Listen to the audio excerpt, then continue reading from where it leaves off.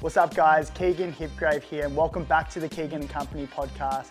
In this episode, we are talking to one of the absolute greats, professional football player, Mary Fowler. Incredible conversation. We talked about all things football, just coming off the back of her ACL, long distance relationship with Nate, manifestation, journaling. It was so great to not only get to know Maz, but understand her mindset and just her kind, genuine nature. Guys, tune in. It's going to be an incredible conversation. If you are new to this channel, if you haven't heard this Keegan and Company conversation before, if you could hit that little like and subscribe on whatever platform you listen to this podcast on, whether it's Apple, YouTube, Spotify, it is really great for us. It helps us grow the audience, grows the platform, and just lets us have incredible guests like we had today.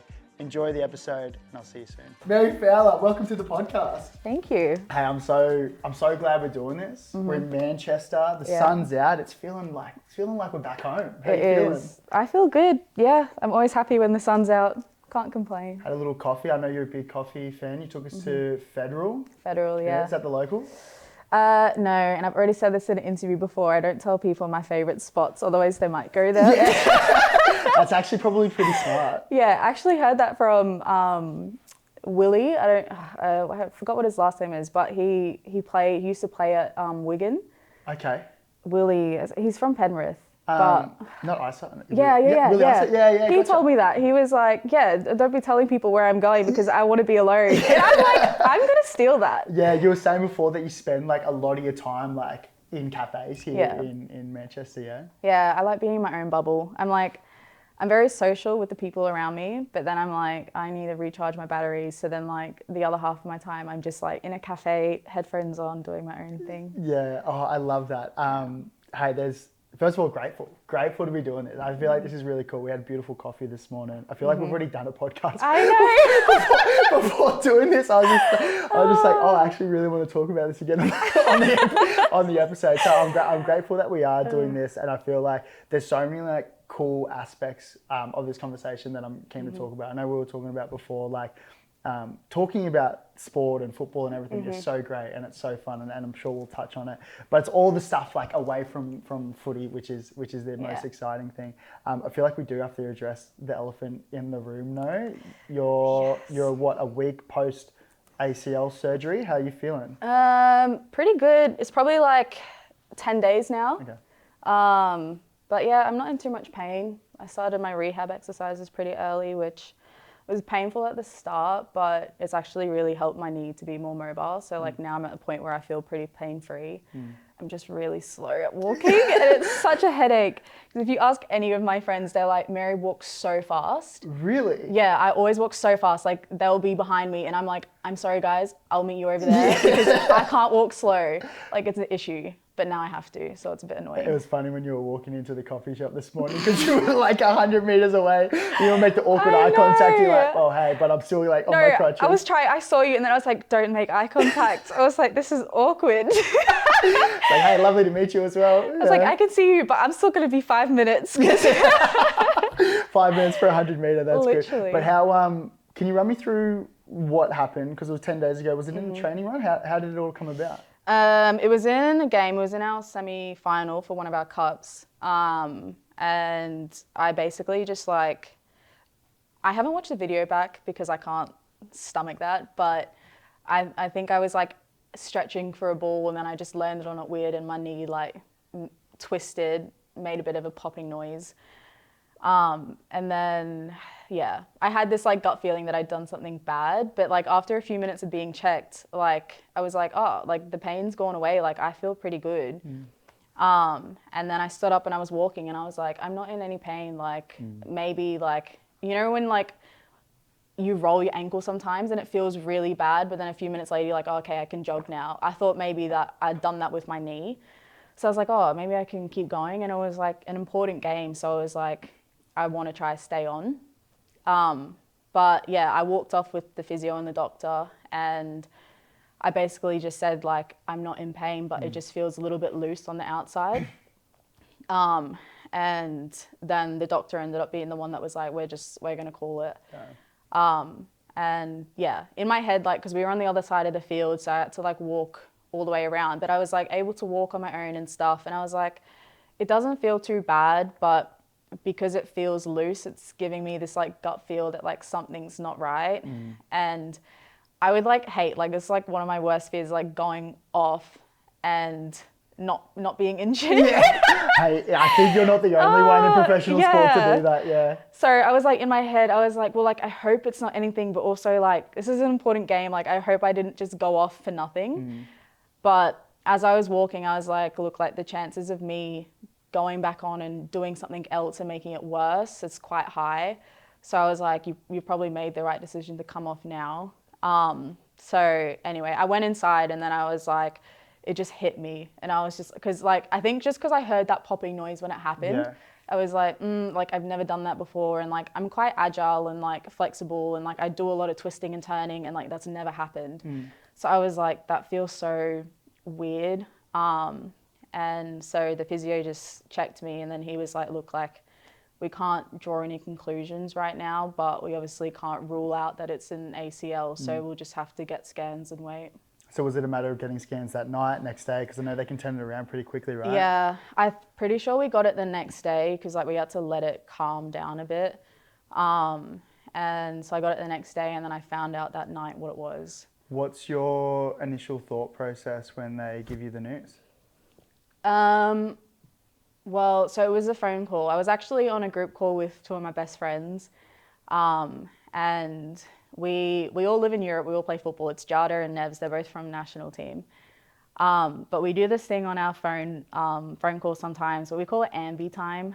And it's like, you're on the phone, but you don't talk. You just do your own thing. And it's really nice because it makes us feel like we have company, but we don't have to be social. Okay, that's so, I've never heard that before. We really like it. That's actually kind of cute. Yeah. That's actually really nice. We do it because we all live on our own and we're all in Europe. So we just miss having people around sometimes. So that really helps us.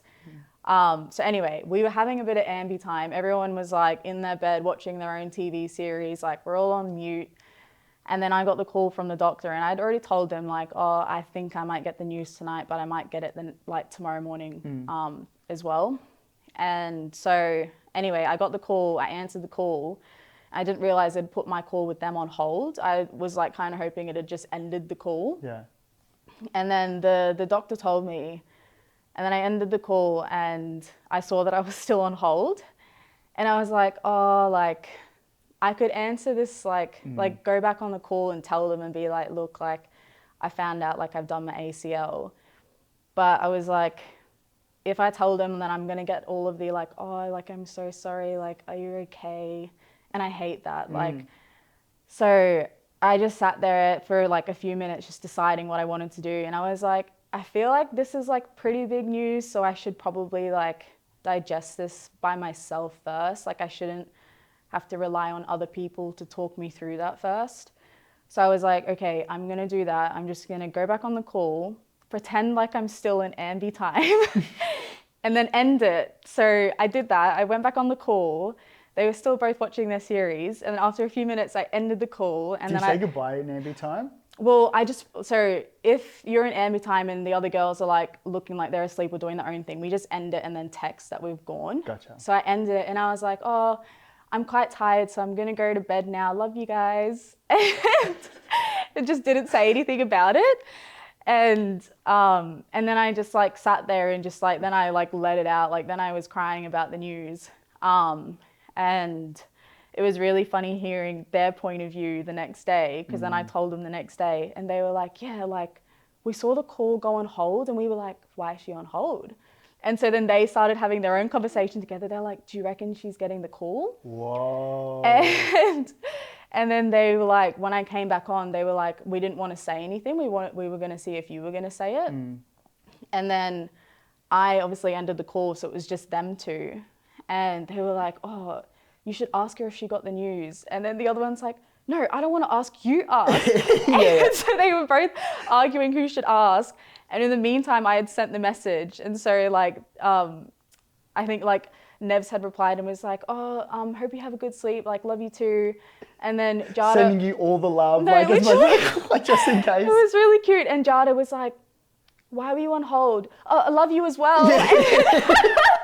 He was like, like they really wanted to know, but I just Yeah. like, they also knew that I wasn't going to just say it. Yeah. And so the next day, like when I told him, it was like a lot, I was really happy that I waited, because then we were like laughing about it, and Yeah. like it was so much better. And I said to them, I was like, if I had told you yesterday, you would have been like really sad and stuff. And they were like, yeah, that's true. But yeah, it was nice, like knowing, like finding out at night, because I had a bit of time to myself, and then like maybe like an hour later, Nath was up, so then we were able to call. I was going to say, because obviously like you having the time to process it, I think that's really Yeah. smart. I think that's really cool. And then Nath was obviously the first call. Yeah, Yeah. Nath was the first call. So then I spoke to him for a bit, told him about it, and yeah. What does he say? What does he say in a conversation like that? Because obviously a pretty heavy thing to go through, just getting the news. What is the conversation like? I mean, he's really supportive. He's just like, he's really chill about things. And I think we're both like very similar in the sense, like whenever something bad happens to us, we give ourselves the time to like feel sad about it. But then we're like, there's worse things that could happen. And we, like, or we say like someone else out there has it worse. And I think that just helps us to snap out of like feeling like we're the victim. So I really like that about him. Like I told him, and I was like crying and stuff when I was telling him, but then we were able like to speak about like some of the positives, and like just like change the thought process a bit, which he's like really good at, like just flipping your perspective a little bit. Which some people don't like that straight up, but I think like that on my own as well, where I'm like, I want to feel sad, but I'm also like, it's not the worst thing to happen. Like one of my friend's mums has done an ACL, and she doesn't have the ability to just go and get surgery and have the best care in the world, and I do. So I'm like, I already think about that, and I'm like, I really don't have it that bad. Or I'm like, I'm lying down there in a brace, and I'm like, some people never get the chance to walk in their life. And like, that's just what goes through my head, because I'm like, I hate the thought of someone hearing my story and thinking, oh, that's not that bad. And like, sometimes it doesn't really like allow me to process things that have happened to me that are bad, and I just kind of compartmentalize that. But it does help me with being a lot more present and grounded in things that do happen, because I can always have that other perspective on things and still remain like grateful for everything, even if it is bad. That's such a good awareness piece at such a young age. What are you, 22 now? Yeah. I definitely didn't have that awareness piece when I was 22. That's really incredible. Like I love what you said around not being a victim. Like be sad. Like of course, like feel all the emotions. Like feel them intensely. Have the cries. You know, do it all. But then I love that you said like flick the switch and move on and understand that it's not like a poor me. Like what's a poor me going to do? Like how is that going to help me go forward? You know, I love that piece. Your 10 days post now, how's it all sinking now? I mean, it feels pretty good. Like I was saying to one of the physios, I was like, I think I'm finding a few too many positives with this. Like, I think I should probably feel... Run me through that. What are the positives? Like, what's the list? Well, I think most people know that I'm like, obviously like, I enjoy playing football, but I wouldn't say it's my passion. And like, I play it because like, there are a lot of things that I enjoy about it, and I really enjoy traveling and being with my teammates and the people that I've met through football. But like, if I finished it tomorrow, like I probably wouldn't have any regrets. And I think there's other things outside of football that I am more passionate about. So I'm like, getting injured, I'm like, this is like really like, am I allowed to say shit on your podcast? You can say whatever you want to say. I say my auntie pulls me up for saying fuck all the time. But say whatever you want. Like. Okay, well, yeah, I just like, in my head, I like pull myself up sometimes, and I'm like, am I supposed to feel like more shit about this, like what's happened? But I'm like, I actually don't feel bad about it. Like I was saying to you before off camera, I just lost my chain of thought. What did I say off camera? You were talking about how you were looking at like everything outside, and the list of good things was actually weighing out the I'm trying to think of what I said to you outside though. It could be anything. That's Damn okay. it. That's okay. But I do subscribe to that though. Like like having sport as like it's your job and it's great and we love that. Like we have so many like you get to be around a friend all the time. We get to be physically fit. There's that constant growth element of constantly getting better at something. Like I was similar to you. Like when I was playing pro footy back in Oz, I really enjoyed it. Like footy was great, but I wasn't obsessed with it. Like I look at the guys who were probably the best at it. They were obsessed, but I never clung to it like I was fully in love with it. And then I had a heap of concussions, so I was medically retired from footy. That's why I stopped. I was 24, so typically like a bit earlier. But honestly, the best thing that ever happened to me, because I like got to do all the things that I loved around psychology and starting this thing, mental health podcast and sport podcast, and then helping mates transition out of professional sport. So I look back, I'm like, that was actually one of the best things that ever happened to me, because it allowed me to do things that I actually really love, and I would never have thought of life could have got so good. Yeah, it's crazy. That's why I'm really big on just believing that like everything happens at the time that it's supposed to happen. And that's also why like I didn't question like what happened. Like I think there's like that quote that's like, don't like question why something's happened to you, just question why not you. And I really like that, because I'm like, I just believe in like the universe pushing me along like the path that's going to push me into be the best version of myself. And I feel like this was like important for me to go through in order for me to start that next chapter. And I think a lot of the off-field things that I do are going to be able to happen now because of this. So yeah, I don't know. That's why I haven't seen too many negatives about it, because I wanted to do more off-field, but I didn't have the time, and now I have so much time that I can do that. Have you received any advice from anyone that has stuck with you since doing your ACL? Any conversations? Yeah, I mean, there's a few girls around me that have done their ACL, and they have just like told me that like it is going to be like a slow process, and just given me more like advice on like taking my meds. You had your alarm, is your alarm set for now? Yes. Just in case? Yeah, I don't have to take anything while doing this, but like Viv in my team, like she was like, just make sure like you set your alarms during the night, like don't worry about like the sleep too much, just get up and take your pills. Is that just to manage pain? Yeah, to manage the pain. So I took that advice on board, and that has really helped. And Nate said the same thing actually. He was like, yeah, I was waiting for the pain to come before I took my pills. And he was like, it just gets way more painful if you do that. So that's been helpful. And then they've just like told me about like trying to like straighten my leg and stuff like that. But yeah, they've been really sweet. Like the girls put together like a really big basket of like gifts for me, and they all wrote me like a really nice message in the scrapbook. That's so cute. Yeah, we have a really like lovely team. So I have been feeling like all the love from the girls and from people outside as well. So yeah, more positives, I guess.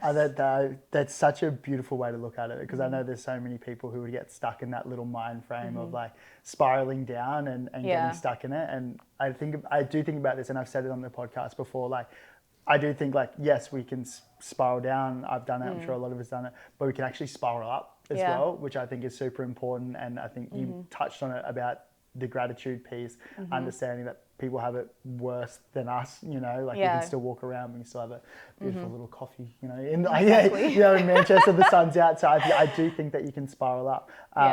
What does the recovery look like? It's a 9 month typically? Yeah, typically 9 months. So the first 3 months is like the more boring stuff, like just doing exercises to help mobilize my knee and get my muscles working again. So I've already been doing that since like 2 days post-op. I saw you put a video up pretty much straight away. I was like, didn't you just have the surgery? I was like, is that sweet? Yeah, it was really funny because my sister's with me at the moment, and like because I can't do a lot of things on my own, like I've just like getting changed and I just chuck my clothes there, and then like she's the one that needs to pick it up. And so she saw the video and she was like, how did you get the place to look so clean? And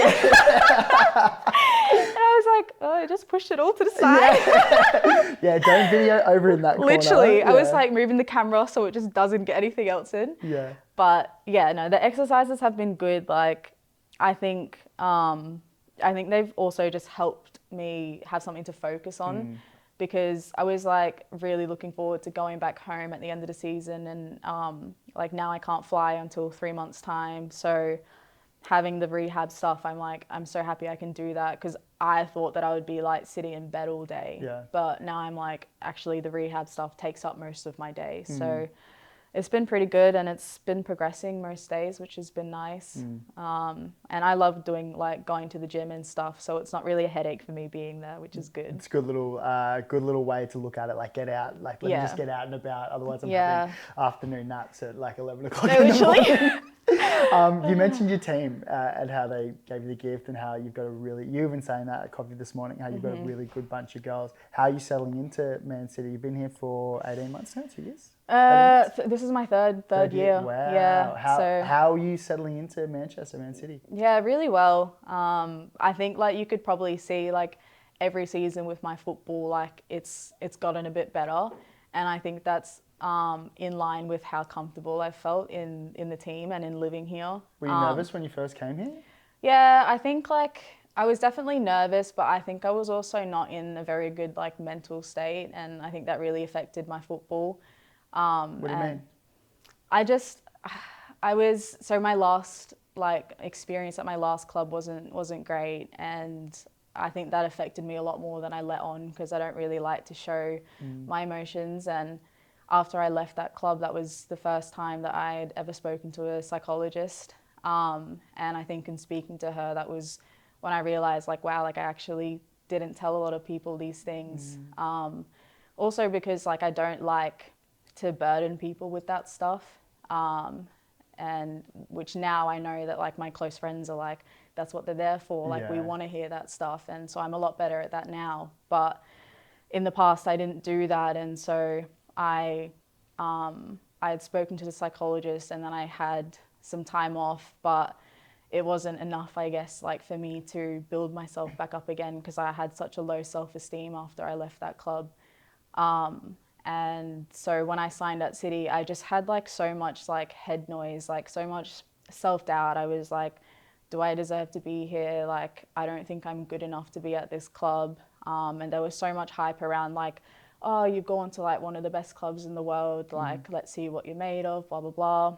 And the coach had like played me for the first like few games, and the first few games were actually like Champions League qualifiers. So like they weren't easy games. Like the second game I played was against Real Madrid. And I was so bad. Like looking back on it now, I was like, I'm not aware at all of what I was doing in the game, because I just had so much head noise. Like if someone was to look at me playing now, they'd be like, oh, like one of your best qualities is your touch. And my touch was so bad. Like I remember in training, someone would pass me the ball and it would just be an easy pass, but I'd take a touch and it'd go like a meter away from me. And it's just like so not me to do that. But I was just so in my head about things that it just like changed how I was playing. And so I think as that season went on, like I was able to just like not care about the football as much and just try and build myself up.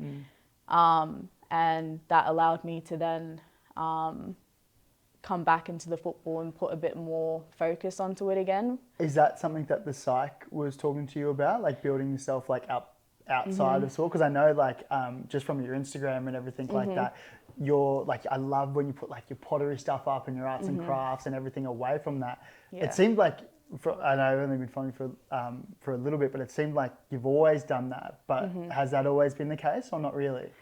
No, I think that's like a whole nother aspect of it as well. Like I think because I came into like professional football at such a young age, like I'd just been in the media since I was like 15 and like I just wasn't like prepared for how much that stuff affects how I feel about myself.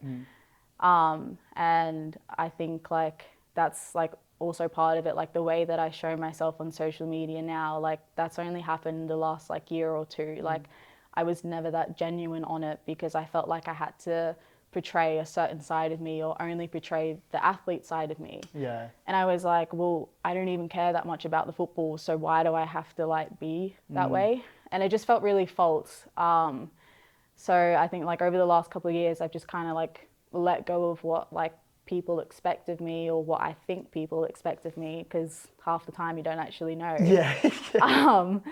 And I've just been like, look, like if someone wants to support me, if someone wants to look up to me, if a sponsor wants to work with me, I want them to do that because of the person that I am. And I don't want to try and change or portray a certain image of myself to benefit those things, because then I won't enjoy working with them anyway. Yeah.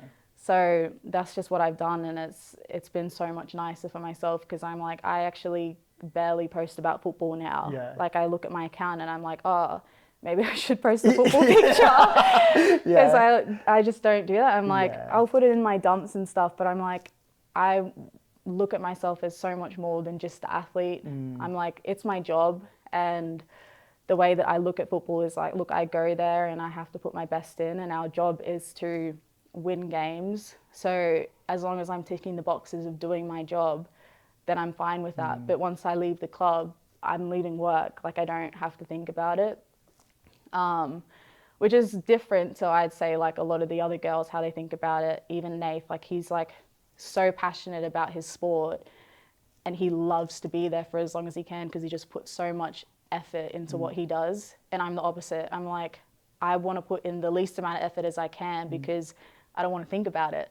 Like I do so much better when I'm like being chill about things. So I don't have a lot of structure in like how I prep for games and stuff. I'm just like, train good, and that will give you confidence for the game. It's so interesting, because going through professional sport and then looking at other professional sports, like from someone hearing you that probably would have no idea of being in it, they're probably like, oh, well, that's a crap mindset to have. Well, in reality, there's different types of individuals and there's different types of players, and people thrive differently. Like there's someone like Nath, your partner, who is like obsessive. Like there is who loves his craft so much. But then there's other players who, you know, will actually thrive more being away from it a little bit more. I was similar. Like I love training, I love doing that, but you know, I would prefer being out surfing with my mates, to be honest. And when I was relaxed and when I was in that really clear headspace, I'd play better footy. Yeah, you it's know, crazy. how wild is that? You know?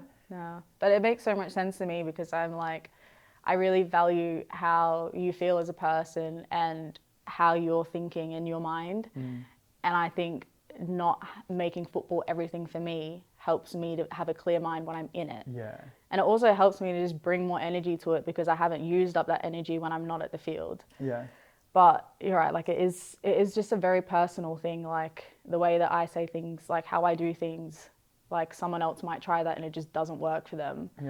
So I've just kind of had to do a bit of like trial and error to see what works for me, because I used to be a lot more structured in what I do. Like I have pictures from like when I played under 20s national team, and I have permanent marker on my arm, and it's like, I will win, and it's like got my stuff in it. Like I was so big on what I would feed my mind. I would like wake up early in the morning, do my push-ups. I would watch video of the opposition or watch video of myself, and I would just analyze it and be like, okay, when I'm in this position, that's where the goalkeeper is going to be, so I should shoot to the other side, and just like really like write that in my mind over and over and over again, so that when I got to the field, it was automatic.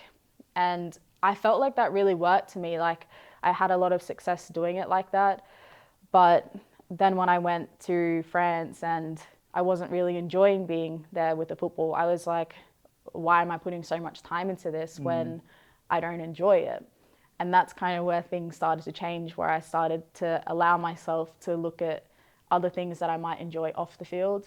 And then it just got to the point where like having all that structure actually made me play worse, because I felt like I was overthinking it.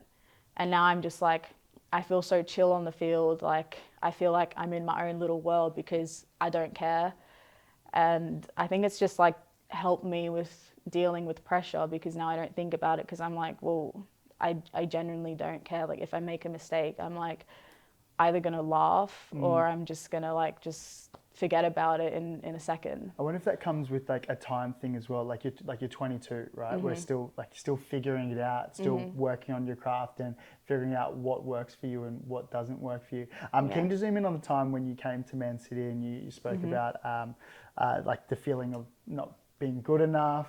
Is it worth all the hype that is coming around that? And speaking to your psychologist, first of all, like, what prompted the psych, and then what do you think were the tips that help you overcome those like negative self-doubt? So I don't know if I'm allowed to say this or not, but so the reason I spoke to the psych was because we had a national team camp in that summer break. And if I'd gone to that camp, I probably would have only had 2 weeks of off season before having to go to Man City. And I was like, my mental health like is really poor at the moment. Like I need to look after myself, but I wasn't allowed to just pull out of camp. And they were going to let people, they're going to let certain players have a rest from that camp if like their loading throughout the year had been quite high, which I was like, fair enough, like that makes sense, like physically you need a rest, but I wasn't one of those players because I'd been on the bench a lot at that club. And so they basically said like, if you speak to the psychologist and she rules you out, then you won't have to go. So that's what I ended up doing. And like after 5 minutes on the phone with her, like I was bawling my eyes out, and she just said, look, like I'm just going to stop you right there and just say, you're not going to go to the camp. Don't worry about that. Now let's use this session to actually help you. Yeah.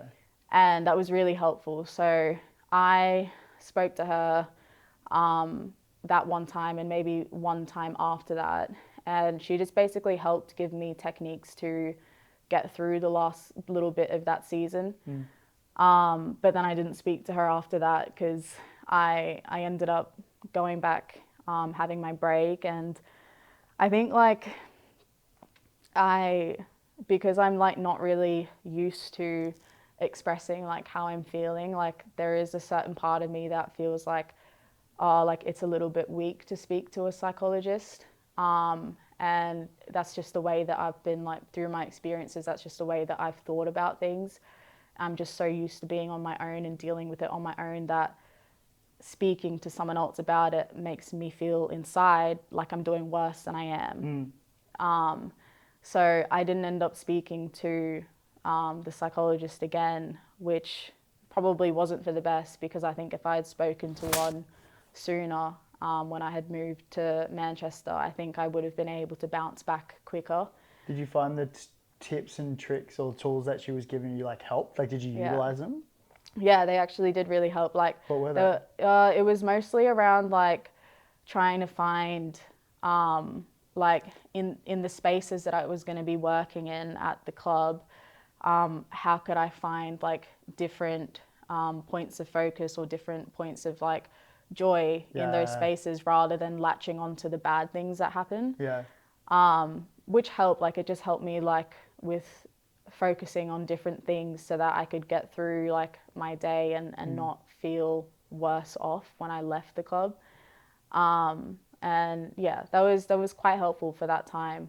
Sounds like the gratitude thing that you talked about with the ACL, right? Yeah. Like you do it so unconsciously now. Yeah. But those years ago, it is a bit of a learning piece, hey? Yeah, definitely. Like I think like if I was to go to a club and have a similar experience to what I had before, like I'd be able to deal with it so much better now because I have the tools now to deal with it. But like I was so young back then, like I was still a teenager, and it was just like a shock to experience an environment like that, and I didn't know how to deal with it. So yeah, when I went to City, like it was like the team environment was so much better, but I hadn't yet like gotten out of like this hole that I was in from a few months back. And so I do like, I had been in similar places before where I felt like my mental health was really bad, and I had gotten myself out of those situations. And I think that's where like my journaling really helps me. And in France, like I really learnt how to spend time on my own and be okay with that. And I would always tell myself like, you know, there's a difference between being alone and being lonely. And I would just say to myself, like, it's fine, like we're like just sitting on our own right now, but we're not lonely, like we're with ourselves, like we're in our own company. And I just kind of learnt how to enjoy that feeling. And like, it sounds weird to some people, but like I generally talk to myself. Like I talk out loud sometimes to myself. What do you say? So Just anything. Like what's really doing sitting there? Who's she talking to? I'm just like rocking. No, not in like an extreme way, but like it's just like if I do something silly, I'm like, oh my gosh, like you're so stupid. Yeah. And like I'll just say it out loud to myself, or like if I feel myself like spiraling a bit, I'll just sit back and be like, look, like we're okay, like that's happened, but that doesn't mean that also has to happen because that's happened. And I just like speak out loud because it helps me to process my thoughts a lot better. Yeah. And you find the journaling helps you process your thoughts. How do you journal? Do you just brain dump, or do you have certain questions that you ask yourself? Tell me what it looks like, morning, night, whenever, at a coffee shop? Like... Yeah, I actually have, so I have this journal that's, it's called a 5-minute journal. Yeah. I really like that one because it's a little bit more structured already. Like it asks you the questions like, what's 3 things you're grateful for? What's your intention for today? What are your highlights of the day? So I like that one. I try to keep up with that one daily because you're supposed to do that one in the morning and then at night. And I really like doing it in the morning because I do think it sets the mood for the day. Yeah. But my other journal, it's just like a blank notebook. Like that one I only really pick up if things are going bad because I mostly use journaling for understanding how I'm feeling and the thoughts that I'm having, because I feel like I'm quite like a deep thinker and I overthink a lot of things. And so when I feel like I've had this thing in my head bothering me for a few too many days, and I'm like, okay, just get it out on the paper. And after I've written it down, like sometimes it sounds so simple, but you just look at it and you read it from like a different perspective and you're like, oh, it's not that bad. It's so wild that it's crazy. I subscribe to that 100%. Same thing. I have the notepad, and if there's something on, like just brain dump. And then when you read it back, you're like, there's no way I would talk to anyone else the way I'm thinking.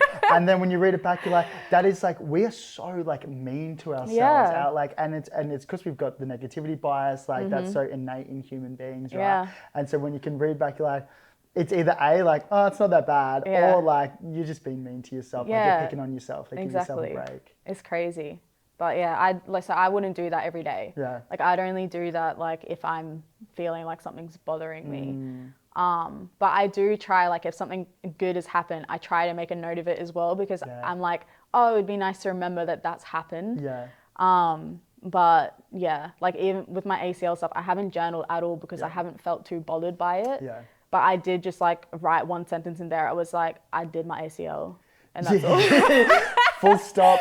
I've made this really beautiful pot today. I may have written more. I was like, oh, maybe I'll write more, but my pen ran out of ink. So I was like, Yeah, it's okay. So that's all I've written. But I don't feel bothered by it. That's why I haven't. But yeah, I think in the past, I used it as more of like a storytelling thing. Like, oh, what have I done throughout my day? Or like written about like a trip and just use it as more of like a way to remember things. But I don't really do that anymore because it's just like so long just to write and sit down. So now it's just more of a way to, like it's a bit of an outlet for me. Yeah, I love that. I picked up the pen lately. There's been something I've been doing lately that I've been loving. It's like, because I've floated in and out with journaling, but more, especially this year, I've been more intentional with doing it. A friend got me like a really nice, like, Jack journal that has like little KH on it. It's really nice. It was really good. It has my initials. Bit of a fleck, but like I would get up and like same thing, write the intention for the day, whether it's to like bring like positive energy to your to wherever you are, like make someone feel good about themselves, like whatever it is. But then the nighttime is like pretty much like almost like going through the day, not in like set by set, but like what you enjoyed throughout the day, but also like what you could have done better. So say if you had an interaction that you didn't like the way you responded, or you're a bit more like, I don't know, just not who you think you are, it doesn't align with your values. And it's almost just like every night, like not picking apart the day, but just looking about how you could have been better. And I think about that and I was like, if I were to do this like every year for like 50 years, like I'd be such a better person. You know I like that. You know what I mean? It's nice. But do you always have something to say at the end of the day? Not usually. Not all the time. Like if there's something big that's popping up, sometimes it's just be like, I don't know, like I really like that. Like I really like that coffee, or like, I should have, like my partner said something, I should have listened more to her, or I should have listened more instead of like telling her the solution. I think we do that all the time. Where it's just like, I'm like, are you solution based here, or do you just need some love? Like, I think about that all the so funny. I think about that all the time. Did you watch Selena Gomez's podcast with her boyfriend? Yes, I loved it. I feel like every girl, I feel like all the guys are just like, well, now we can never live up to this guy. Well, I was seeing all the memes about it, like, listening to the Selena Gomez podcast on really loud volume so my husband can hear it. Yeah. I was like, it's so funny. It's nice. It's like, well, I mean, it's cool. It's cool. They look like they've got like such an an open thing. Probably like one of the greatest segues into Nath, right? Like, how, like I was telling you before at coffee, like you guys like do long distance, right? And I'm keen to learn about how you do it, but more probably like a fitting place to start is like, how do you guys meet? Like, well, what's the story? Yeah. I'm sure it's a longer story, but yeah, like there is a longer story. I don't know how much he's shared. Yeah. But yeah, we basically we already followed each other on Instagram, so we knew of each other. But I never watched rugby before, so I didn't know like how much of a big deal he was in Australia. But we both got asked to go to this Adidas store opening in Sydney, and it's really weird, but I only went because I heard that he was going, and I don't know why I wanted to go because he was going, but I just felt that. There's a little crush in there, a little underlying crush maybe. I don't know, like it was like the Adidas guy was like telling me, like naming off who was there, and he named a few names before that, and I was like, because I had like an Adidas shoot for the whole day that day, so I was pretty like tired. Yeah. And then he said that Nath was going to be there, and I was like, I'd actually never met him in person yet, so I was like, I didn't want to act like I was too excited. I didn't want to be sus, so I was just like, oh yeah, like, okay, maybe I'll go. And so it was me and Kate Ford. We had done a shoot the whole day, so we ended up going, and then the Adidas guy introduced us to him. We just said hello and stuff, and that was pretty much it. Like I didn't speak to him for the rest of the night. I think we both wanted to speak to each other, but we're both so shy, so we didn't. Really? Yeah. But did you feel like not the tension, but there was something there? Yeah, definitely. Like I felt like there was tension there. So it didn't feel like awkward that we weren't talking, but we just didn't talk. So I was like actually spending most of the night just avoiding him because I didn't want to accidentally start talking. Because you know when you're nervous and then you start like, you feel like you're shaking like to like find your words. Like I get really bad with that when I meet someone for the first time. Like sometimes I just get nervous and I feel like I'm like my words are like I don't know how you explain that, like shaking a bit. I would never picture that. I'm really like especially if I'm in a group setting, I'm really bad at standing up and speaking in front of people, even if it's just my team. Like I can start off really strong, but then I feel like everyone's looking at me, and then I get like a bit shaky. But like often people tell me, oh, we can't actually hear that. But I'm like, I feel like that. So I felt like that. So I was like, I don't want to speak to you because I'm probably going to like say something like silly. So I was just avoiding him the whole night. So we actually didn't end up speaking. And then he ended up saying bye at the end of the night, and was like, well, it would seem weird to anyone else. Like, why would you say bye when you haven't spoken the whole night? But it didn't really feel out of place because I think we both kind of felt the tension throughout the night. But yeah, so it was really nice. And we just started talking after that. I was going to say, who made the first move? He did. Yeah. He did, yeah. But yeah, it was actually really nice. Like we actually didn't like flirt at all. Like when we were texting and stuff, we just had really deep, genuine conversations. Like it would be like paragraph message, just about like the way that we think about life. Like we dived into a lot about like psychology and stuff like that. Like it was just really interesting chat. So like I was like in my head, I was like, oh, like if like nothing comes of it, like you're actually just an interesting guy. Like it'd be good to have you as a mate. So yeah, it was nice that it started that way, because I was like, I don't think I could do long distance with someone that wasn't interesting to talk to. Yeah, 100%.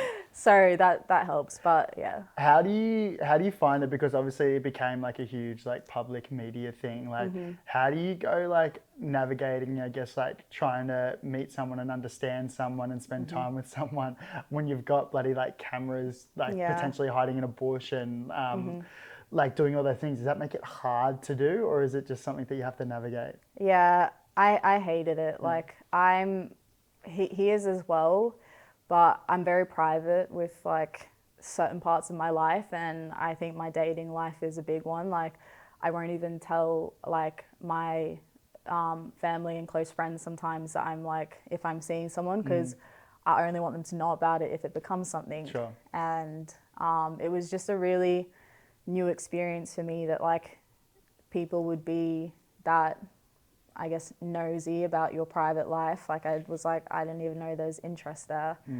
So yeah, it definitely took me time to get used to that because like I just ended up having so many opinions from other people like in my life about, oh, sorry, I see you guys did that, or like they'd send me articles and I'm like, I don't want to read that. Like I just wanted that to be a nice moment with him. And so, yeah, at the beginning it was like a little bit difficult for me because it started making me second guess like how easy or hard this was going to be. But in the end, like we ended up both just like agreeing that like, look, let's just not read this stuff. Like, let's just have our moments. Like, it's going to be annoying, but like, we're both also like, it's not the worst thing in the world. Like, people have bigger problems to deal with. Like, if someone's going to be there for 10 minutes taking pictures, like, so be it. Like, that's their job. If they're going to get paid for that and they need that money, so be it. You know what I mean? So like, now I don't really care too much about it. It's still like gets annoying, but like, I don't read into it as much, which is nice. I think I just like before World Cup, like I wouldn't really get recognized, and then after the World Cup, like it just went from like very little to a lot in such a short frame of time, and then add on the stuff with Nath, it was just like I just felt really overwhelmed by it all, and I didn't have time to adjust to dealing with that. Like I would just want to go to Woolies and get a snack, and then all of a sudden people will like want to speak to me, and I'm like, I just like, not that it was a bad thing, but I would just get socially drained really quickly. A tricky thing is also it's just like you're so young, like you've been in the media since you were what, 15, right? Since you went pro, and the Matilda stuff was like incredible, like not only for you personally but for women's sport as a whole, like so incredible. But then even coming into this conversation, I was like, you're so young, you're still trying to figure out who you are as a person. How do you go figuring out who you are as a person in front of the whole world? Yeah, I mean, I guess I'm lucky in the sense that like I had already done a bit of that work and like not letting football be my identity and not letting people's idea of who I should be or what potential I have, not letting that affect how I actually want to be as a person. So when all of that happened, I was like, it wasn't really that I started questioning, oh, who should I be or should I show a certain side? It was more like, well, how do I deal with this feeling of like having too many people watching me? Like it just felt a little bit overwhelming. But yeah, I think like I've just become so much more genuine in like how I am like with people and online as well. And that's helped me to just like block out what people say. Like even if people say stuff in the media that isn't really true, I'm like, who cares? Like I have my circle of people that I really care about and trust, and as long as they're on my side, like that's all I care about. Like why am I trying to impress people that I've never met, or if I spoke to, I probably wouldn't have much respect for? It's like the people you lean on probably have the same values of you because you spend so much time with them, think friends and family. And even it's like you could have gone either like if it's on a scale, like you could have tried to be this person you're not, but if it actually looks like you've gone the other way and gone like find yourself even more and be like way more authentic, which I think is so cool. Yeah, it's nice. And it's crazy because like I feel like since I've kind of shifted into being a lot more genuine, that's when I've met like some of my closest friends now, and I've only like they've only been in my life the last like 2 years, but I'm like, we're literally like sisters, like we're so close. But if I look like 3 years ago, I didn't hang out with you, which is crazy to me. But I'm like, I really believe that like in order to make space for the right people to come into your life, you have to let go of the people that aren't right for you. And I feel like that's kind of what happened like in that stage. Like I ended up like just letting go of some people and then I've like been really blessed with the people that have come into my life and where like I can't see my life without them now. Do you find that when you are being like truly authentic in who you are, then you attract those similar types of people as well? Yeah, definitely. Like I'm so big on like energy and like the energy you put out, you'll receive back as well. I had this quote that I like really stuck with over the last few years, and it's be the energy you want to attract. And that's just like sums it up pretty much, where I'm like, the people I have in my life now, they have such similar values to me, and I don't think they'd be in my life if I was displaying different values through my actions. So I think like it's like the energy stuff is with everything. Like when I'm at the club, like if I'm giving out positive energy, like even if things aren't going my way with football, like if I'm being a good teammate, like things will turn around eventually. Like I don't want to be that person who, oh, it's all about you. Like you're not getting the success you want, so now you're going to bring other people down. Like I hate being that type of person and being around people like that. I'm like, if you wish well upon others, I do believe like good things come back to you. Yeah, that's an interesting piece. And like, you know how you give energy to other people. Do you find that you can also do that with other aspects of your life as well? Like career, even like goals that you might want to achieve. It's like, it's kind of like, is it Murphy's Law? I think it's like the things that you attract, the things that you manifest are like kind of the things that attract and come into your life. Do you think about that much often? Yeah, I really believe in manifestation. Like I got really big on that like a few years ago. I started like listening to, there's this guy on YouTube, I think he's called Bob Baker. Yeah. And it's such a, I don't know who this person is. Name. Yeah, sounds like a fake name. You quoted it. I'm really hoping that's still the name. I want to search up Bob Baker. It's a random dude. Yeah. Well, it was Bob Baker Something last like time that. I checked. Anyway. But he just has like, I never actually seen his face, but he just has all these videos that repeat like affirmations, like gratitude affirmations. Yeah. And he says it and then you say it back. And it's just like, it's literally just like almost like a lyrics video where it just has a background, it just has the words, and then he's the one saying it. And I started like listening to those a few years ago, and every morning, like, it would be so weird if someone saw me, but like I'd be standing up in my living room, wake up and be like full on like getting in the groove with it, like saying these things. And my life was so much happier. Like, and I like, it sounds so simple, but that's why I always get onto myself when things are going down. I'm like, well, are you doing these other things? Like, what are you feeding yourself? Because I think like it's so powerful when you start like finding that gratitude and that different perspective on things, because then it actually turns like the things around you change as well. Yeah. So I don't know. I think like, I believe like that like the universe is guiding me. So like if I do put energy into something and put good energy into it, the universe is going to help me to make that happen. Yeah. What have you manifested that's come to life? Having more time to work on my project. Oh no! Hey, the universe works in weird ways, weird and wonderful ways. But it is like, I'm not upset that like I'm injured. Like I genuinely am grateful for it, because I'm like, I think on one side, it will make me enjoy my football a lot more when I come back. Like I was really enjoying it, but like I just see it as like my work. And I remember before World Cup, like I fractured my back a few months before the World Cup, and I came back and I hadn't enjoyed my football for so long, and I was enjoying it so much because I had time away from it. And I just think I don't get enough time away from it in order to enjoy it. Yeah.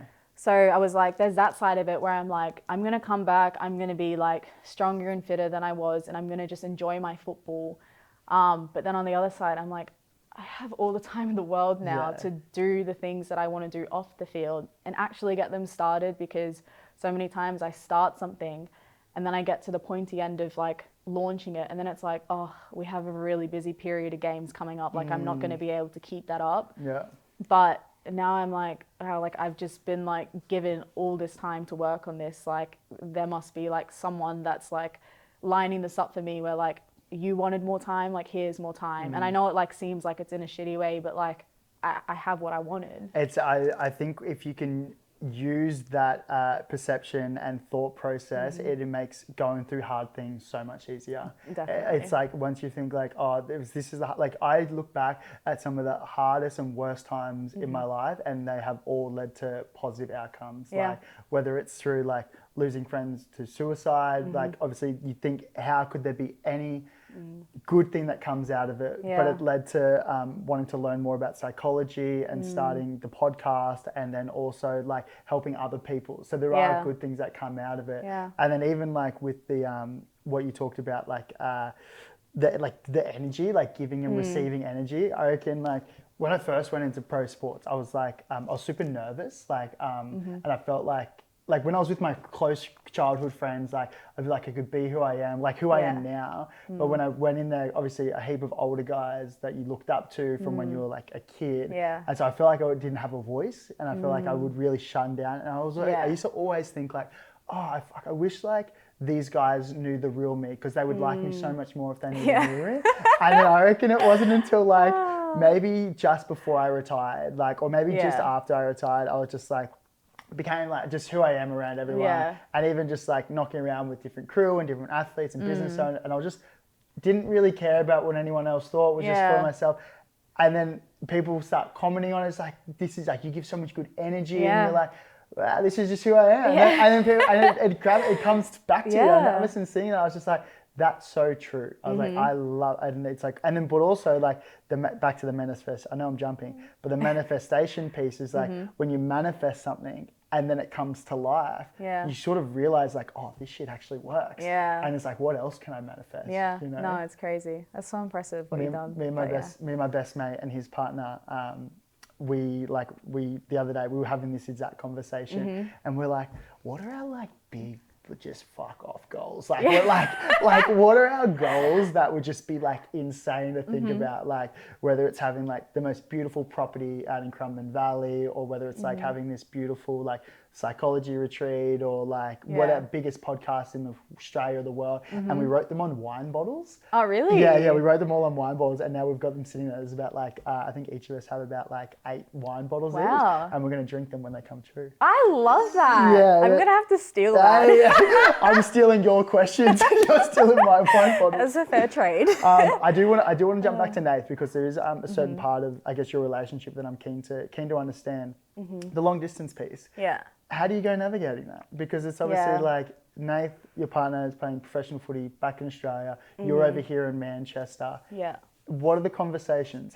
What helps? What is it like? Just give me a little bit of a landscape on how that could look. Well, I will just start by saying that like long distance sucks. I don't recommend it. I recommend it if it's your person. But yeah, I think from the get-go with Nath, I was just like, look, like I'm not going to be playing football in Australia anytime like soon, if ever.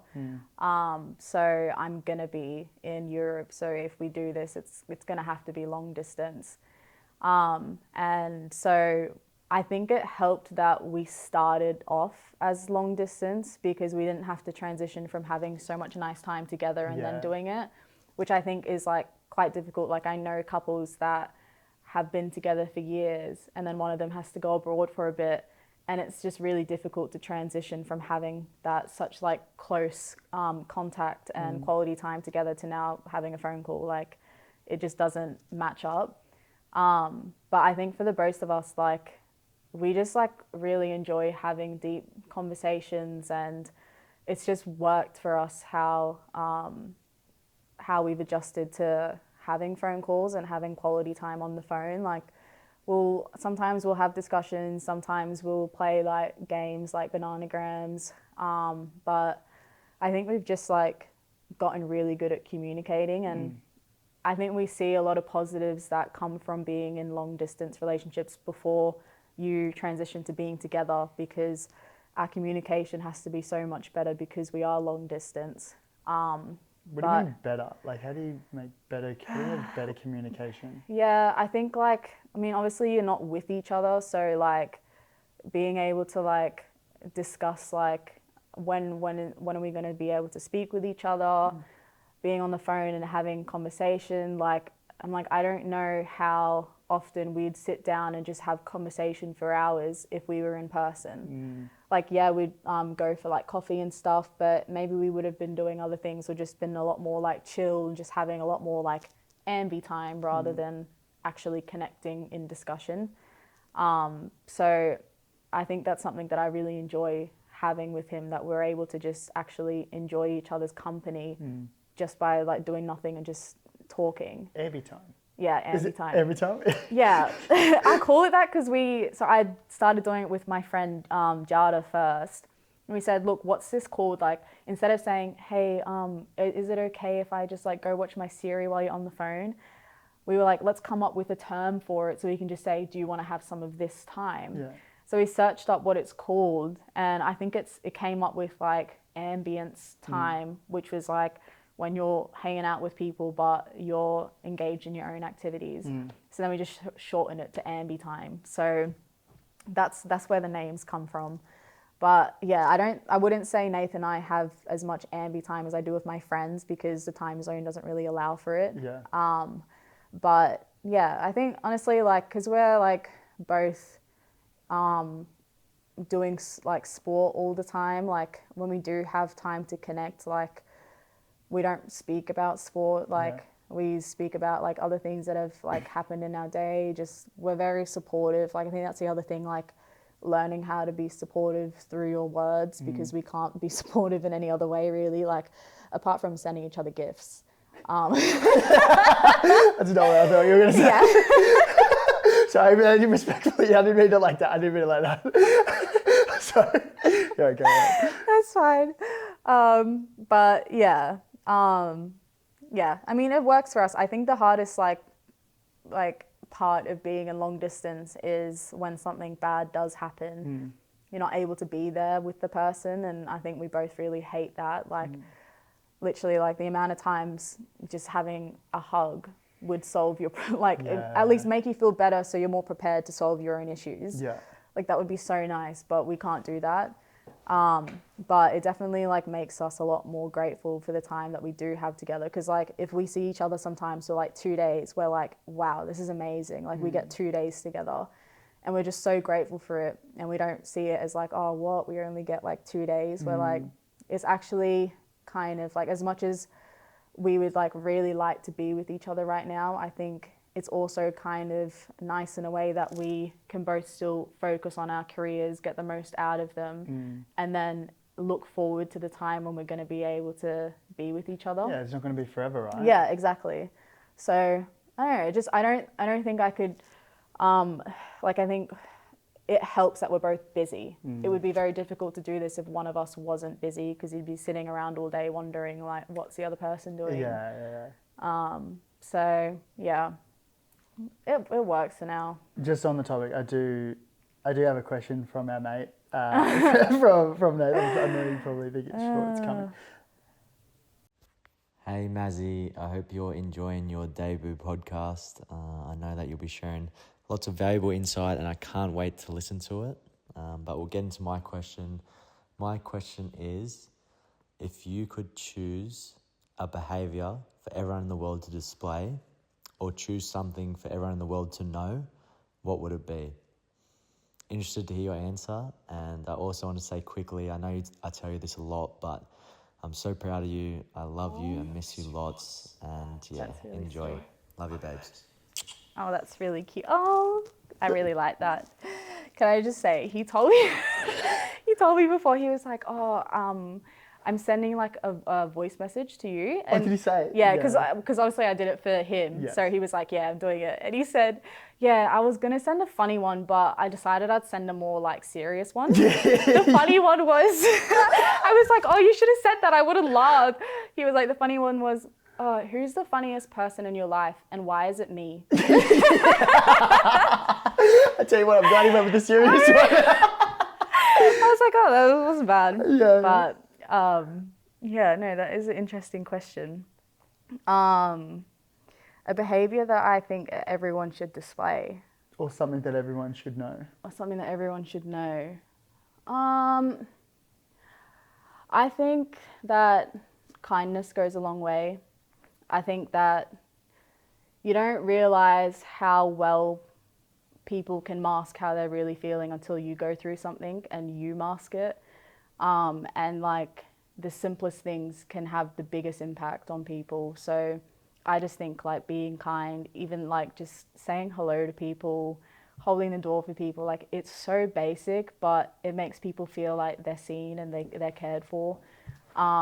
It's definitely something that I try to input into my life every day. And like everyone has like moments where they're just like annoyed at people or like they're just like having a bad day themselves.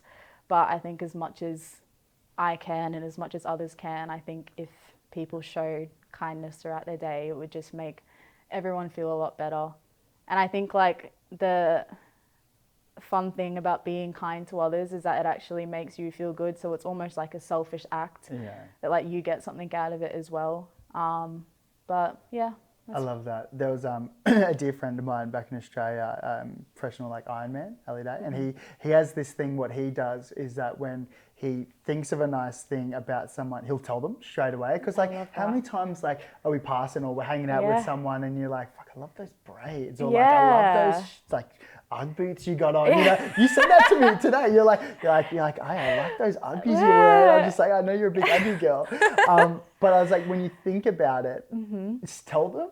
Yeah. Because it like could genuinely change like someone's whole mood and whole energy. Like once he said that, I was just like, yeah, I love that. Yeah. No, it's funny that you say that because I actually like realized that like a month ago how much I hold like in like some of the compliments I have. And so I've been trying to work on that, just like telling people like how, like giving them compliments about how they look. Or another thing I've been really aware of is like, you know, when you just have like your close friends around and like, it's so easy to just give them shit because you're just like, they know that you're being like sarcastic and stuff. But it just made me like aware of like how often do I actually just like speak well of them in front of others, like when they're there, rather than being like, oh yeah, like she did this the other day, being like, oh no, like she actually like did this the other day and she was so good at it, like you should have seen it. And it like just like makes them feel so good. So I'm just like trying to like work on that at the moment. Yeah, it's a good shout because I know for me, especially as mates, I probably go a little bit different, but like we'll obviously talk shit about our friends to their face because it's a way of humor, but then talk really well about them behind their back. like this guy, like, or this girl, like legend, like you guys would get on so well, but it's like, oh, we should probably tell it to their face. I know. Bit often, right? It sounds so silly. But yeah, it is a good thing to try and do. On similar themes of voice memo questions, I have another one for you. Okay. Hey Maz, it's Lou. So you're building your dream house. What does it look like in terms of the design? My dream house. I know you're very creative when it comes to all the pottery and paintings and everything. So I too am actually very curious about this. the dream home. What does it look like? Nice. The dream home definitely would have a lot of outdoor space because I would love to have lots of animals. So I think I'm not as bothered what the house actually looks like. I'm just like, I want to have space to be able to grow my own crops. Yeah. Sorry. We could do a whole podcast just on own crops. No, sorry, I didn't mean to interrupt you. That's so funny. Big garden guy, I love that. Well, yeah, so enough space to have a garden set up, and then I really want to have like a whole range of animals. Like, it's very random, and I'm trying to convince Nate that, you know, it would be a good idea. Yeah. But I really want to get a cow.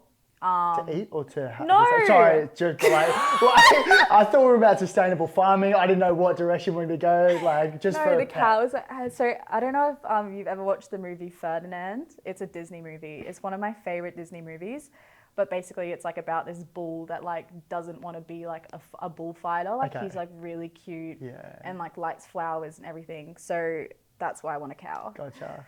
So not to eat. I know, but potentially like dairy cow, like have some fresh milk. Yeah. So I'd like a cow. I really want some little goats, maybe a pig, some geese, and I also really want to get a Great Dane. That's like the dog I want to get when I move back. but you obviously like need a bit of space for them because they're Big so dog. big. But yeah, I think that's all I have on my list for now. I think I also just like really want to have like a big family. So, because I really like my dream, the only dream I have like at the moment is to be a mum. And I really want to like just have heaps of kids and be able to be in a space where they can like play outside a lot and like do like the gardening together, like feeding with animals, and then just be able to just like run wild in the place, like just Yeah. be in the mud, like Kids do whatever being you want. Yeah, kids. exactly. Yeah. So I feel like if I had the setup for that, which would be that would be a dream. How many kids do you want? I would love to have like maybe like 2 or 3 of my own and then adopt. Yeah. And I don't know like how many like I would adopt. Obviously, like it's a bit of a long process to do that, but in an ideal world, I'd probably want to adopt like siblings. So however many like they would have, I would just want to bring all of them into the home. So yeah, that's kind of, I'm not really fussed with like what the house looks like. I don't think I really like big houses because it feels too big to feel cozy. And I like the idea of like sharing like bedrooms, like when you're kids, like not having your own one, like just sharing it with your siblings and stuff. Like I really like that. And I think like having like a living room that's like quite open, like with the kitchen, because I love like having people over and hosting them. So that would be nice. But I think I'm more like, if I think of a dream home, it's more about like the like animals and like the backyard and everything. If you're going to have like the top 3 traits that you want to pass down to your kids, what would the top 3 be? I would say top 3 traits. Being adventurous. I would say adventurous, being like humble, and adventurous, humble, and compassionate. Yeah. Do you think about like your own values often at all? Yeah, I do like to touch on them. Like, I think I'm less like, I don't really like to just choose a word and be like, that's what I want to be. Yeah. I like to just write sentences on how I'd like to act. Yeah. And I like to put those on a poster and like stick them up by my shower and repeat them while I'm in the shower. So I think that those sentences kind of change based on like the phase that I'm in or like what I feel like I'm not doing enough of. But yeah, I do think it is a nice, like it gives me a lot more direction in how I want to be as a person, because all of that is like a process to help me be a better version of myself. But I'm not really like, oh, like I want to be like this, like all these words, because I don't think that's really sticks for me. It's also really great when you're going through like a tricky period, or if you're in a sort of a fork in the road of a direction, or you're unsure what the right thing is and what the wrong thing is. But even if you can lean back on your values or your sentences, you'd be like, nah, actually that aligns with my values. That's something that I'm going to lean into. I think that's super important. Exactly. I agree. And I think it just helps with like not having regrets throughout your day or like throughout your journey, because you've stuck to what you believed in, at least at that time. Because like I can look back and be like, oh, like I wish I did something differently, but then if I think back to how I was as a person then, I'm like, she did the best she could with the knowledge that she had, and that's fine. So that's how I go off it now. I'm just like, I'm doing the best with what I know now, what I think is best now, but will that change in the future? Probably. But this is how we're going to try and be now. I know you've touched on, we've touched on like the creative aspect of all your stuff. Like you mentioned your social media is more of the arts and craft than just the footy, which I love. Like I think that's so, I think that's so beautiful and cool. When it comes to like Instagram and sponsorship, how important is it showing up as yourself on social media? Because I know like image is like crazy, right? Especially like the growth of female sport is it's incredible at the moment. It's such a good trajectory at the moment. do you find that like image is important on social media? What are your views on this? I think in parts, but I think you just like, at least to me personally, like I think I've struck a nice balance now where I'm like, I feel like I'm being me, but I don't have to show every side of me. Yeah. But what I am showing is me. And that just helps me feel genuine overall. Like I wouldn't like doing it how I was doing it before, where I feel like I was being too much of what I thought other people wanted to see. Yeah. But at the same time, like I think because I have such a big platform, like it's hard not to feel like you have a bit of responsibility to be a role model. And I think a lot of the people that look up to me are young. So in that sense, like I'm not gonna like lie and be like, oh, I never drink, but I also wouldn't post about it.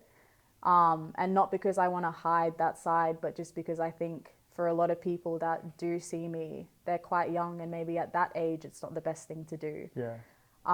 Which like I think there's like it's a personal like choice what you do on there, but with a lot of like the brands I work with as well, like they are also like their audience is also quite young, or like in their teens or young adulthood. So I think I want to be as authentic as I can, but I also do keep a bit of an eye on how would this make a young person feel if they saw it, and what kind of influence, like what am I showing people on here. Yeah, I definitely like thought too deeply about it in the past. Now I'm just like, look, the best way to influence someone is by being yourself, so they can be themselves as well. But I just think when you're young, like you can do that a bit too overboard and try to copy someone too much. Yeah. So I'm just a little bit more aware of that. But I wouldn't say there's too much that I changed, to be honest. It's probably just like the drinking side that I don't show. Like I don't even drink heaps anyway, but I do have like a nice night out with my like friends every now and then, which I think is really fun. Like I enjoy doing that. It's a nice way to just like feel like I'm also like having my outside life. But yeah, I'm just like, that's the private side that I don't need to show people. Made me think I probably should have not sworn as much on this podcast. No, like no, I'm kidding. I'm so fine. No, honestly, I was just kidding anyway. But that's what I love, and I think that you've got like so many younger people like looking up to you, like whether you like it or not, like you are a role model. And I think like that's why these conversations are so important. I know we were talking about it off there, like where it's like a long like hour plus conversation of like we actually get to know the real you, the real person behind the football and the field and the sport and everything like that. And it's not out of context. Like you can fully just like have an open conversation. And I love everything that you've spoken about today around like the positivities, the highs, but then also the lows and how you navigated out of it. And that's my favorite thing about this whole thing, like the podcasting space, is because there's athletes are so influential in the space, especially in Australia, but globally. So when you can be seen having these conversations and talking about your own vulnerabilities and struggles, then it makes it okay for the rest of us. And so that's why I'm so grateful. Like I think it's it is so cool, and I think there'll be a lot of really cool messages and things to come out of this. There's one thing that I do want to touch on before we wrap it up. I am conscious of time.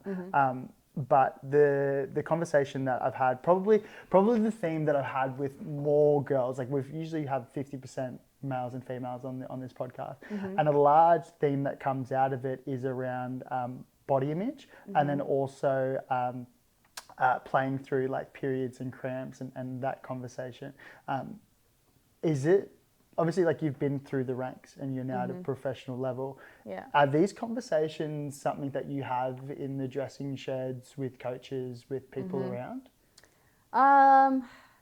About like body image stuff, probably not really. I mean, I've never really dealt with that in an extreme way, so I wouldn't really like know what that would be like. But definitely with like menstruation stuff, like it's gotten a lot better. I think at Man City they deal with that really well, and they make it quite a comfortable thing to speak about.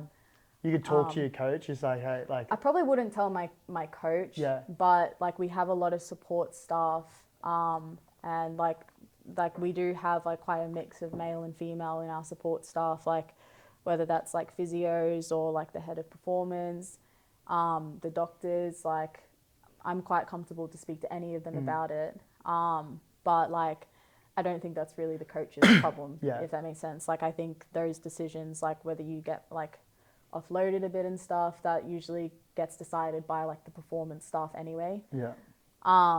So I've definitely like experienced a change in the level of care in that regard, with City compared to where I like was in France. But I think it is a bit of a cultural thing as well. Like I think you have to be in a place that is wanting to speak about it, and a place that makes it comfortable, because I was comfortable speaking about it in France, but I don't think it was a comfortable topic for the people that were there. And so I do think it's taking a bit of time for that to be a subject that gets taken seriously. But yeah, I can't complain about it like now. Like I think it gets managed quite well where I'm at. It's an interesting learning piece for me as well. Like I've got a partner, and she trains, and she goes through her own stages throughout the month, which is it's a good learning piece for me and for other partners and males out there as well. But it's an interesting piece, and I know that there are a lot of studies that are starting to come about. Like I think it was like, I forgot the statistic, but all like previous research prior to 2020 or 2018, it was like 99% of those like performance-based studies were around men and applying them to females. And what we have to understand is that females aren't mini males. You know, they're different. Their bodies are made up different, and they react differently. Like, and even like the injury rate when you know when women are on certain parts of their cycle, like being able to understand this. And I'm sure that like the way the female sport is going, like it's obviously like that's just something that they have to take in to consideration. But it's just an interesting conversation. Like it's cool that you can speak up about this at your club as well, to let them know where you're at. No, I think it is really important, because like it is tough, like when you're on it and you've had like barely any sleep, or like you're having really bad cramps, like you're just exhausted. But maybe you have a game that day, you know, and like maybe you're starting and like you just got your spot, and if you say you don't want to play, you're going to lose your spot. So like those kind of like situations happen to so many people, and it's like, well, I don't want to say anything about it because I don't want to lose my spot. So it is good that like now it's becoming a discussion that's like a lot more spoken about, and is taken more seriously, because like I do think there is a correlation between people getting injured during their periods, because like it sounds like even me sometimes when I'm on my periods, I feel like I'm being a bit of a wimp, but like it's so much harder to concentrate. Like I'm just tired, I'm on the field and I'm like playing bad because I'm just finding it hard to concentrate, or like my body is just like on one level, so I'm just going on one speed. I can keep that speed, but I can't go any faster than this. Yeah, really. And you just look bad, but I'm like, I promise, like it's not like I'm not trying, but how do you tell everyone else that like, I'm just like playing bad today because of my period? Like it sounds like a bad excuse. So like sometimes you don't even want to say it, but it is nice that like things are like getting spoken about a lot more, because then I think people will be a lot more comfortable to speak about it. But also I think performance like methods will come in place where it can help players on an individual level to manage like your symptoms and your cycle, so that you can still get the best out of yourself when you're on it. Because everyone is different. Like Everyone some people have harder periods versus, you know, some people have it a little bit easier. And and I think that individual basis is super important. As well as like, and even just like younger girls coming through and knowing that that's okay, like, and understanding that you're not going to be at your peak performance like all the time. Touching on like I guess like people who you look up to and role models, who were your role models growing up? Was there a handful of people that you loved, or? I think my older brother was like my first role model, and he was really big for me. He was like the one that taught me a lot about football. I can say that I give him all the credit for why I can play with both feet, because he's actually left-footed, and so I copied everything he was doing with my left, but I'm naturally right-footed. So if he hadn't been playing football or wasn't my older brother, I probably wouldn't have played with my left foot as well. So I looked up to him a lot. I think, like most people do when they have an older brother, they just want to copy everything that they do. So I was like that. I think the first female role model I had was Simone Biles. I think I really connected with her when I watched her in the Olympics, because she was like so young, and it was the Olympics when she won like 5 gold medals or whatever, and she was so young, like in her teens still. And I really connected with the idea of like being a young person but not letting that age limit you. And even more recently, when like she pulled out because of her mental health stuff, I was like, I was really inspired by that, because I was like, well, if one of the greatest athletes of all time is prioritizing herself on one of the biggest stages in the world, then like I should feel comfortable doing that as well, in something that's like a fraction of the importance of like Olympics. Wow. So yeah, she's probably still quite high up for me in terms of people that I'm like, I like what she does, and I would like to hopefully have a similar effect on other people the way that she has on me. Yeah, well, I think you are. And I think there's I think we're very fortunate, and maybe it's just the circles that we're knocking it around with, but there are like really good people doing really good things and pushing the messages out there. You mentioned that you were interested in starting a community and doing more in that space and highlighting these individuals. Can you tell me a little bit more about that?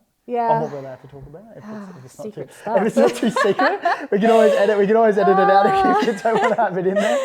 Well, it's one of the off-field projects that I'd been hoping to have more time to work on, and now I do. But basically, I want to start like an online community. Probably we'll start off on Instagram. But I just want to speak to other athletes and just try and get pieces of information from them, from their day-to-day lives, how they deal with certain situations, and put that together in like little capsules so I can share with people and hopefully give young people a bit more of an insight into the athletes that they look up to, because I think there's so much valuable information about these people off the field that often gets missed. And I think, like, obviously looking up to athletes is really cool, and it inspires young people to want to go after their dreams as well. But I think sometimes it loses how relatable it is, because they're all the way up there, and then you're here playing like amateur sport, and it's like, well, what if you aren't one of the better players? Like, like, can I still go after my dreams in that sense? And I think it would be hopefully a bit powerful to hear what these people are like off the field, and show the kind of role model that they can be for these young people without even speaking about sport. What are the type of athletes are you looking at, or not in like specifically, but what type of person? I mean, I think I would like to speak to people that I would probably learn something from myself as well by speaking to them.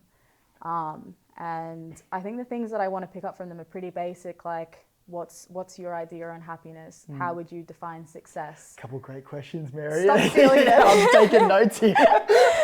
But just basic things where I'm like, I think sometimes your idea of success is defined by what other people say it is. Or it's like, okay, if I get the highest grade in school, or if I get the player of the match, that means I'm successful. And it's kind of trying to detach your identity or your self-worth from those achievements and making success more about the journey and the long term and how you are as a person.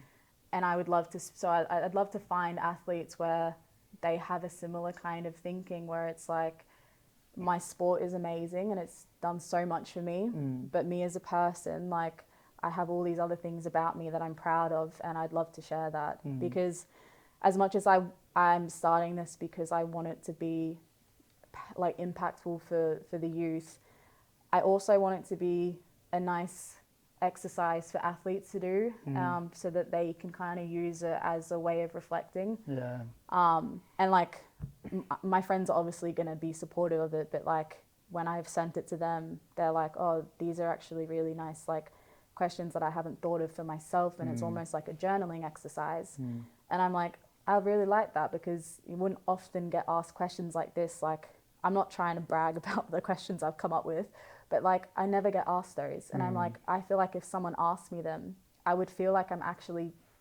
impacting people more than like, oh, how was the game? Like, what did you think about this? Oh, what's your dream in football? I'm like, who cares? Like, I'm not that interesting if you talk to me just about sport.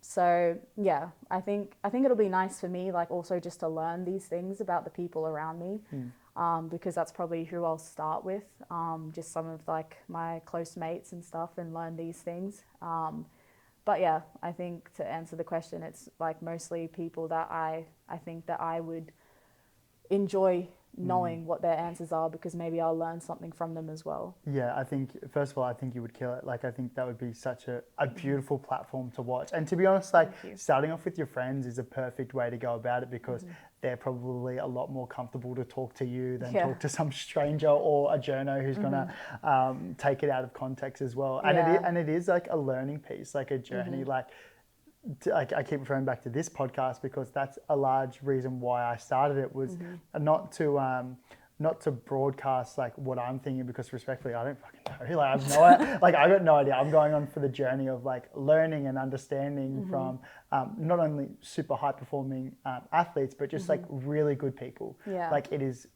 I don't think we spoke about it before off air, where it's like we want to have like really just great people on, and so I don't think we've ever done a cold intro, like whether it's mostly like I think 95% of the guests have been friends. But now we're into the space where it might be a mutual friend, it might have been recommended from someone, or you might have been following each other on Instagram and you like what they have to say. And I think it's such a cool learning piece, honestly. Like, I'm really excited for that. I think you're going to smash it. Yeah, I hope so. We'll see. But before we wrap it up, I do have one more voice memo question. Wow. This is our last one. This is the up. most amount of voice memo questions we've had. Really? Three. Hey Maz, Morgan Mitchell here. First off, when are you back in Oz, and when are we getting a coffee? Secondly, my question to you would be, if you weren't a footballer, what would your dream job be away from sports and football? Anything in the world. Oh, that's Love so funny. Morg. She's one of the best. She is one of the greatest. I've never got to catch up with her in person, but I am like, we have, before the voice memo, we have like exchanged messages and been like, let's catch up when we can. So I'm looking forward to that. When we were catching up on the phone, when you mentioned Morg, I was just like, oh shit, yeah. I was like, yeah, 100%. And then I was talking when I was messaging her, I was just like, Mary's so cool. Like, what kind of question? like I want it to be a really cool question. And I was just relax. Like, that's so she's about to have twins, like in the next like a week or two. Wow, I'm so she's jealous. Such a G. Yeah, and the way that she's been styling her clothes, I'm like, how do you look better than me when you're pregnant? I'm like, this is just annoying. When she came on the podcast, I was just like, and she was talking about the styling beforehand. I was like, can you like be my stylist? Literally. Like can I have some help, please? Just like saving all her posts. I'm like, I'll just save that for when I'm pregnant. That looks great. Yeah, you'll be pregnant for like 8 times. With the big family coming up. I actually look better when I have a belly. Yeah. But no, that's actually funny she's asked that, because you asked me this morning, it took me so long to figure out my answer. But a dream job, if I wasn't a footballer, this is like really like random, and I didn't tell you this morning because I had 3 other answers. But when I was a teenager, I was actually like, I was saving up to go to like drama school because I wanted to get into acting. And so I had my little, I had a little envelope, and I would put some cash in there to save up to go there. So I was really into that at the time. So I think if football didn't take off, I probably would have pursued that direction. Acting? Don't ask me to do anything because... I was like, can we do a skit after this? No, I think I've just always been like in the creative kind of field.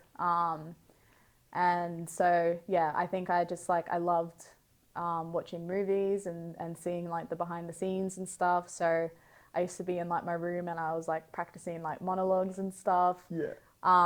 But yeah, then the football ended up taking off like a year later. So I was like, oh, What could have been? exactly. Right. Oh, so embarrassing though. When I see some of those videos, I'm like, oh, you would have not made it. Yeah. It's a good thing that football worked out. Hey, manifestation, you never know. Yeah, exactly.